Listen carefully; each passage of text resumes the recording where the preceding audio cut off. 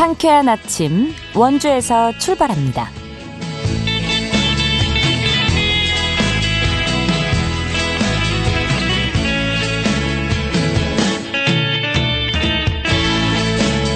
여러분 안녕하십니까? 2월 5일 목요일 KBS 원주방송국에서 보내드리는 상쾌한 아침 원주에서 출발합니다. 저는 진행의 이은주입니다.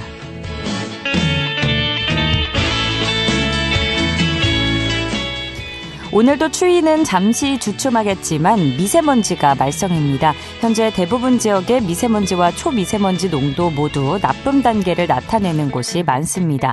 호흡기 관리를 위해서 마스크를 꼭 착용해 주시기 바랍니다. 아침 최저기온은 영하 3도 안팎으로 출발하고 있는데요. 오늘 하늘은 흐리겠지만 한낮에 기온 7도까지 올라 포근하겠습니다. 하지만 내일은 다시 기온이 떨어져 아침 최저기온 영하 7도 예상되고요. 주말에는 기온 더 떨어져서 강추위가 이어질 전망입니다. 오늘 준비한 소식입니다. 원주시가 청년들의 취업 창업과 관련한 다양한 지원 사업들을 펼치고 있습니다. 관련 내용 이야기 나눠보고요. 거동이 불편한 어르신들을 위해서 원주의 한 복지관에서 병원 동행 사업을 운영 중입니다. 리포터 코너에서 전해드립니다. 끝으로 취재기자 연결해 주간 도내 문화체육 행사 소식 들어보도록 하죠. 2월 5일 목요일 상쾌한 아침 원주에서 출발합니다.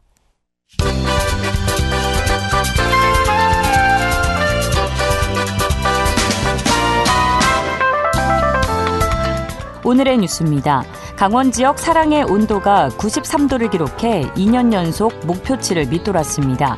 강원사회복지공동모금회는 62일 동안 모금액은 79억 3천만 원으로 목표액인 85억 3천만 원에는 미치지 못했다고 밝혔습니다. 이에 따라 사랑의 온도도 2년 연속으로 100도를 달성하지 못했습니다.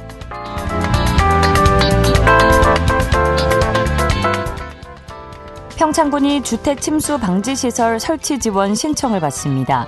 이 사업은 집중호우 때 주택과 지하 주차장 등이 물에 잠기는 것을 막기 위해 차단막 등의 설치 비용을 지원하는 것입니다. 지원 규모는 단독주택은 200만 원, 공동주택은 500만 원까지인데요. 신청은 이달 27일까지 평창군으로 하면 됩니다.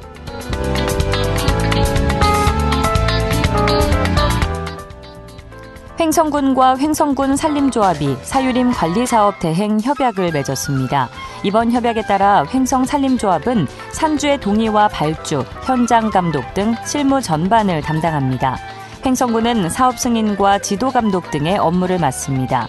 관리 대행 규모는 1,500만 제곱미터의 사유림인데요.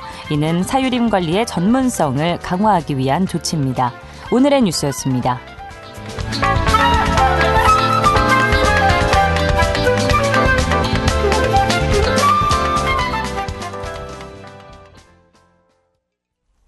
상쾌한 아침 원주에서 출발합니다. 함께하고 계십니다.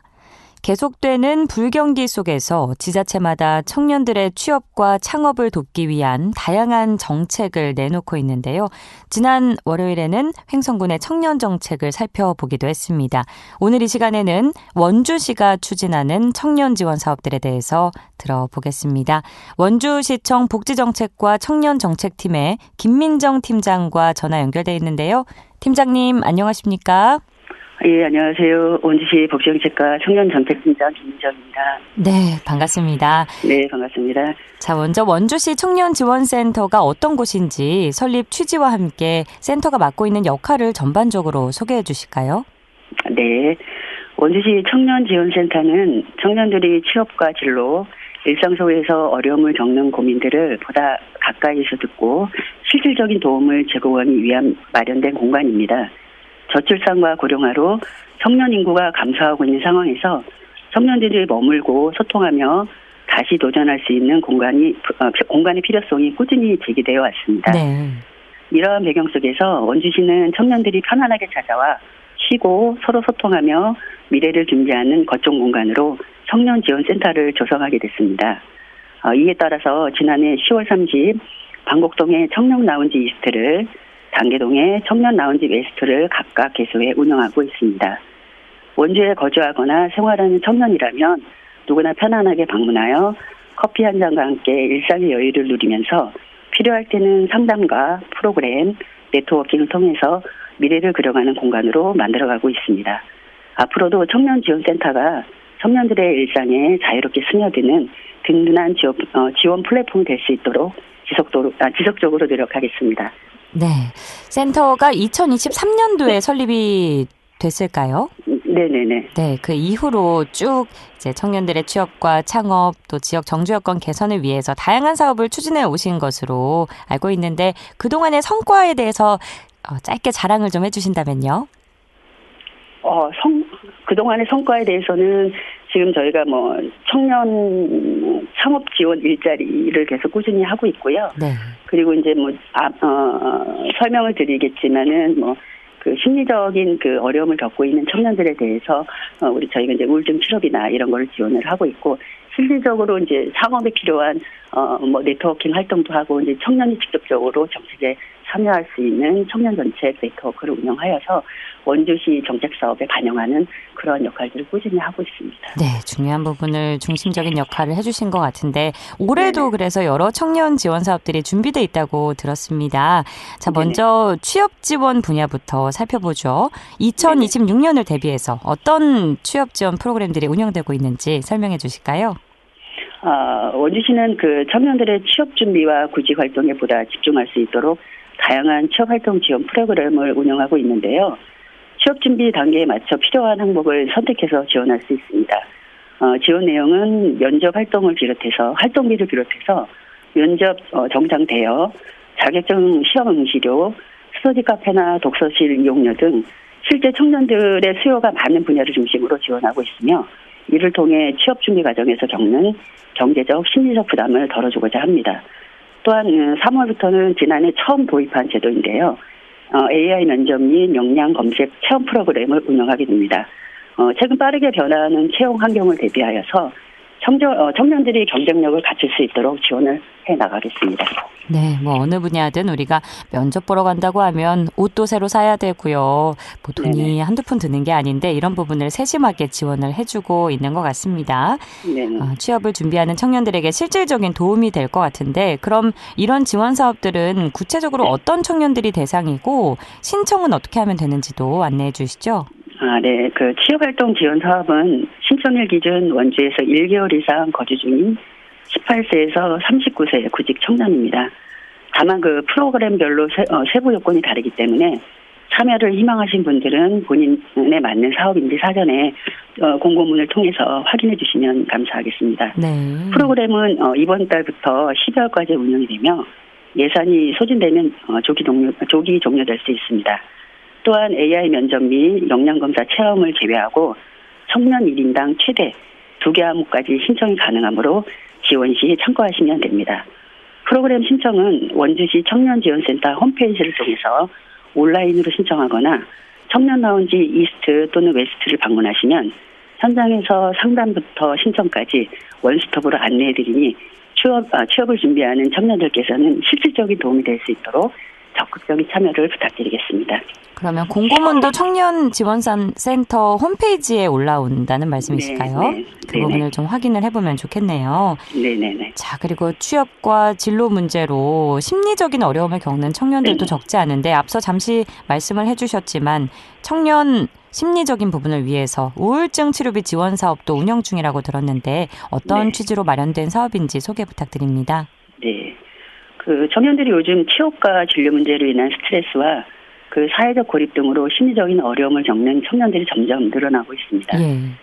청년 우울증 치료비 지원 사업은 우울증으로 인해서 극단적 선택 등 심각한 문제로 이어질 가능성이 커짐에 따라 정신적인 문제에 대한 대책 사업 일환으로 경제적인 문제로 치료를 포기하지 않도록 우울증 치료비를 지원하여 건강을 회복하고 안정적으로 사회복귀를 돕기 위한 사업입니다. 우울증과 같은 정신건강 문제는 조기에 상담과 치료를 받는 것이 무엇보다 중요하다고 생각합니다. 이 사업은 초기 개입을 통해서 증상 악화를 예방하고 청년들의 일상과 사회로 다시 건강하게 복귀할 수 있도록 지원하는 데 목적이 있습니다. 네, 우리 마음 건강을 챙기는 게 굉장히 중요한 부분이죠. 특히나 우리 청년분들 아직 불안한 마음이 많을 텐데 그렇죠. 이런 부분까지 지원을 해주셔서 감사하다는 생각이 드네요. 자, 감사합니다. 그리고 청년들이 자유롭게 머물고 소통할 수 있는 공간으로 앞서도 청년 라운지를 언급을 해주셨는데 이게 어떤 공간이고 또 어떤 방식으로 활용되고 있는지도 설명해 주실까요? 예. 원주시 그 청년 라운지는 지난해 10월에 방곡동의 청년 라운지 이스트와 강계동의 청년 라운지 웨스트가 동시에 문을 열며 본격 운영을 시작을 하였습니다. 먼저 청년 라운지 이스트는 취업과 창업을 지원하는 특화된 공간으로 공유 카페와 라운지 공간을 비롯해 다양한 프로그램을 운영할 수 있는 프로그램실 3곳과 독립된 스터디 공간으로 구성되어 있습니다. 이곳에서는 청년 창업 아카데미, 리더 아카데미 등 청년들의 그 실질적인 역량 강화를 위한 프로그램 중심으로 운영할 예정입니다. 반면 청년 라운지 웨스트는 청년 카페 컨셉의 소통 공간으로 공유 카페와 라운지, 상담실을 갖추고 청년 정책 네트워크, 그다음에 토크 콘서트 등 청년 간 교류와 소통을 활성화하는 역할을 하고 있습니다. 올해는 각각의 공간의 특화 기능을 살리면서도 원데이 클래스와 청년 콘서트 등 공동 프로그램을 통해 청년들이 자유롭게 만나고 의견을 나눌 수 있는 열린 공간으로 발전시켜 나갈 계획입니다. 청년 라운지는 청년 여러분들의 죄송합니다. 괜찮습니다. 관심과 참여로 완성되는 공간입니다. 많은 청년분들이 언제든 편안하게 방문하여 이 공간을 함께 채워주시길 기대하겠습니다. 네, 이스트 라운지, 웨스트 라운지 동서를 아우를 수 있는 정말 뭐 전반적으로 살펴보면요. 청년들의 그런 정말 실질적으로 필요한 부분을 잘 긁어주는 정책들이라는 느낌이 드는데요. 팀장님, 이런 사업이나 정책을 마련하는 과정에서 우리 청년들의 의견도 직접적으로 중간중간에 반영이 좀 되고 있을까요? 예, 그렇습니다. 저희가 지난해 이제 청년 라운지 개설을 계기로 단순한 공간 제공을 넘어서 청년들이 일상에서 실제로 체감할 수 있는 취업, 복지, 문화 프로그램을 더욱 강화해 나가고 있는데요. 특히 청년들이 정책 대상에 머무르지 않고 직접 참여하고 의견을 낼 수 있도록 현재 저희가 제2기 청년정책 네트워크 위원을 추가 모집하고 있습니다. 대학생, 직장인, 청년 소상공인 및 청년 농업인 등 원주에서 생활하는 다양한 분야의 청년들이 적극적인 참여를 기대하고 있습니다. 아울러 또 제가 너무 많이 하네요. 그렇게 하고 있으니 청년들이 이제 적극적인 참여를 좀 독려를 부탁드리겠습니다. 그러니까 청년 정책 네트워크와 관련해서 청년 위원들을 모집한다는 말씀이신 거죠? 예. 그래서 직접적으로 좀 목소리를 낼 수 있도록 적극성을 반영하겠다는 의미로 이해를 했는데 맞을까요? 네, 맞습니다. 네, 그럼 이 관련 내용도 역시 원주시 청년지원센터 홈페이지를 참고하면 될까요? 네, 홈페이지에 게시되어 있고요.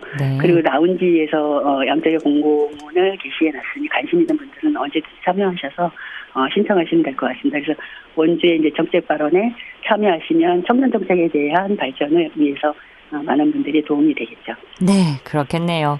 알겠습니다.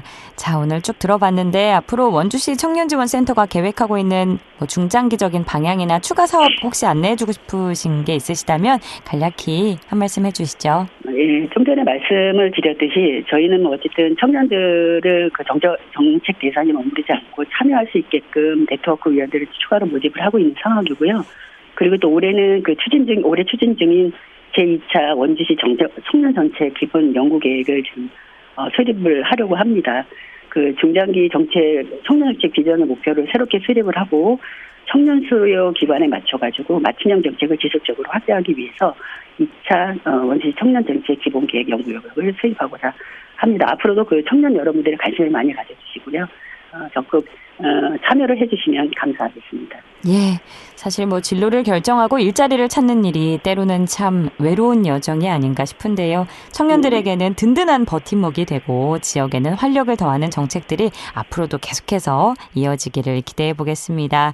팀장님, 오늘 감기 걸리셨다고 들었는데 이렇게 전화 인터뷰에 응해주셔서 고맙습니다. 제대로 답변을 드린 것 같습니다. 감사합니다. 충분했습니다. 네, 고맙습니다. 네, 감사합니다. 수고하십시오. 원주시청 복지정책과의 김민정 청년정책팀장과 함께했습니다.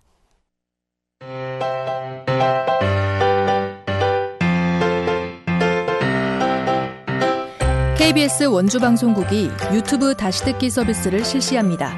매일 아침 강원 영서남부권의 뉴스와 정보를 전해드리는 상쾌한 아침 원주에서 출발합니다는 KBS 원주라디오 유튜브 채널을 통해 다시 들을 수 있습니다.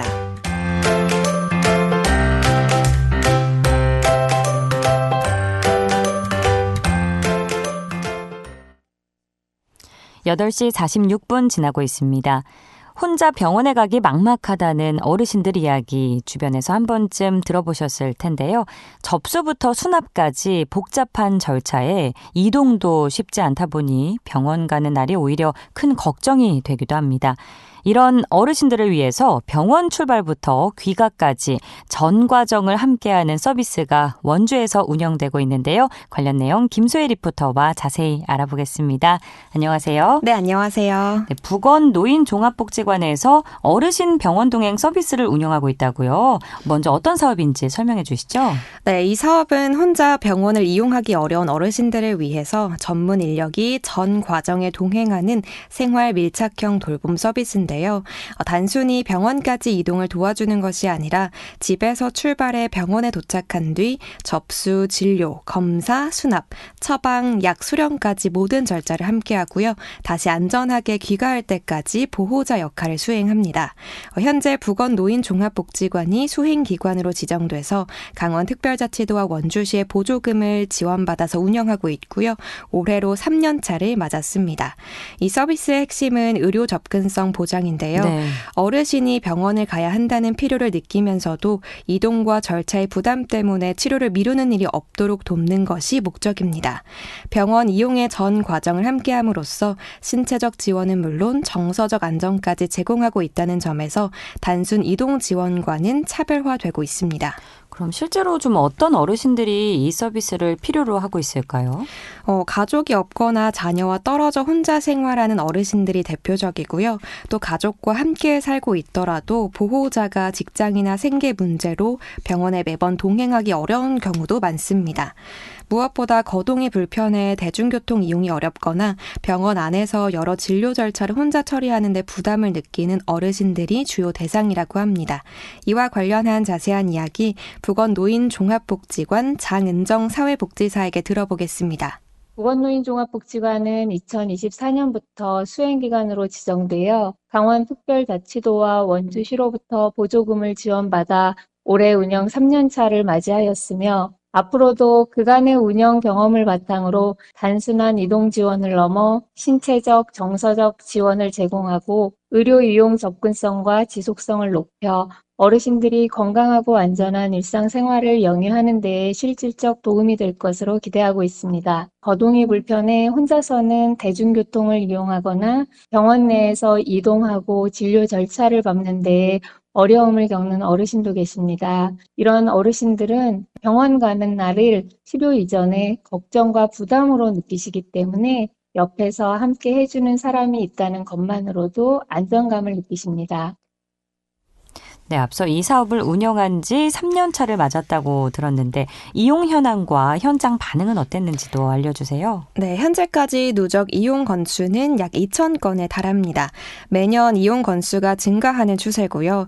특히 유관기관과의 연계, 지속적인 홍보를 통해서 어르신과 보호자들 사이에서 인지도도 높아졌습니다. 처음 이용한 뒤 재이용을 요청하는 사례도 꾸준히 늘고 있고요. 이용자 만족도 조사 결과 약 95% 이상이 서비스 전반에 대해 만족한다고 응답했습니다. 네. 어르신들은 병원 이용이 훨씬 안전하고 편리해졌다고 말하고 있고요. 보호자 역시 신뢰할 수 있는 서비스가 있다는 점에서 돌봄 부담을 덜었다는 반응을 보이고 있습니다.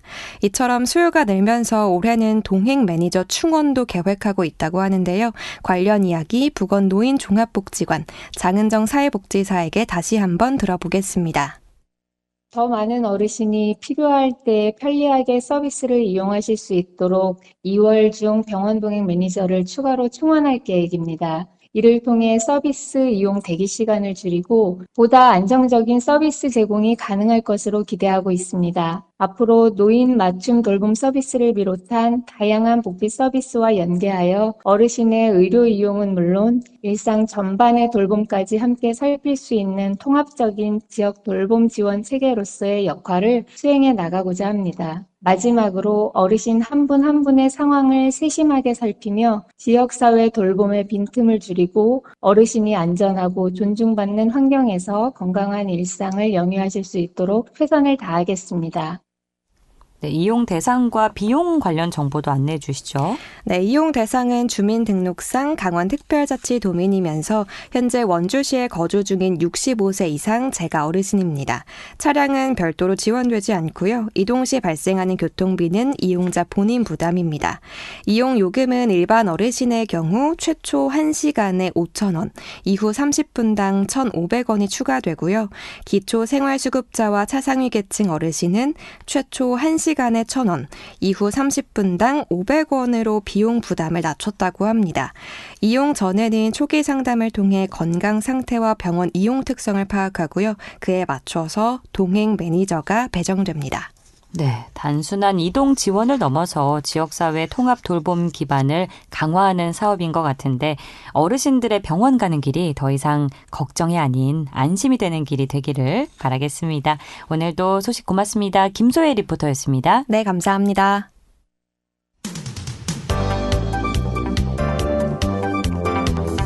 생생한 현장, 유익한 생활 정보를 전해드리겠습니다. KBS 원주라디오 상쾌한 아침 원주에서 출발합니다를 함께하고 있습니다. 8시 52분입니다. 취재기자 연결해 주간 도내 문화체육 행사 소식 알아보는 시간입니다. 연합뉴스 강원 취재본부 박영서 기자 연결돼 있습니다. 박영서 기자 안녕하십니까? 네, 안녕하십니까. 네, 오늘은 체육 소식 먼저 이야기 나눠볼까 하는데요. 강원도가 체육 르네상스 비전을 선포하고 2030년 전국체육대회 유치에 도전한다고요?